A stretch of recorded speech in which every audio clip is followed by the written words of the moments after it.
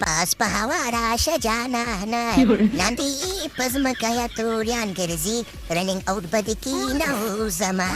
جانانه یا لکه ګوربزه په ونه کې لکه د باز په شانتې ناستې ما ته ښکاري ځمکې خوند درنه کو نو اوس د خیره سره ونو ته وختې یا لکه ګوربزه یاره رسولي الله پاک به دې وبخي چې تا د افغانستان د دې غمخوار ولس دپاره رنځونه وکړل او میچ دې ورته وګټلو یاره رسولي ځمکې خوند نور رانه کو بس د خیره سره ونو باندې ګرځمه په ونو او کنه لاندې توریان ګرځي او دې تو خلکو نه ویکټې ولي او ځي رننګ اوټ کړمه یاره ورکوئ ګوربزه ورکوئ زما په ژوند کې دا ورځ هم راغله چې ګوربز او شیر ونو او رسولي د خیره سره د افغانستان دپاره رنځونه وکړل او د توریانو نه بڼکې چمړې پوستکې پلمې شاټینګې او پړپوسې ترې وباسو پر ایران یې وغورځوو یاره منم دې رسولي او هلکه ډارن سمې خبر شوی یم چې د خیره سره افغانانو ته مو شرمېدو او میچې درنه ګټلی دی هلکه ډارن سمې دا ولې داسې ډارېږي افغانانو میچونه تاسو نه ګټي داسې مه کوئ که نه زه مو دنیا ته او چینا ته وشرمولم یاره د مور زو څه پکې نو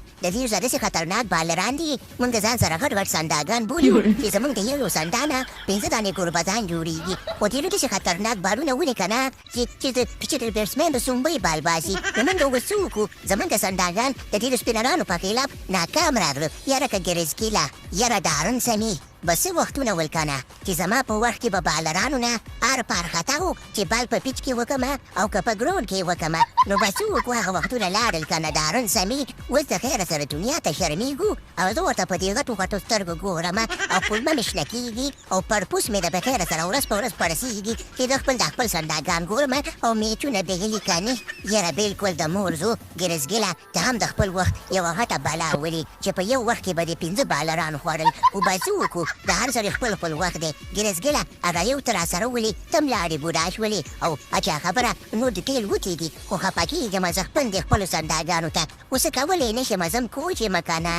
یاره ګرزګله خفه کېږمه که توري خو زمونږ روري خو بیا هم د غټو بلاګانو موري بس بیا پکې راځي ژوند دی ښه کله به ماشوم وي کله به ځوان یم کله به بوډا کېږي د خیر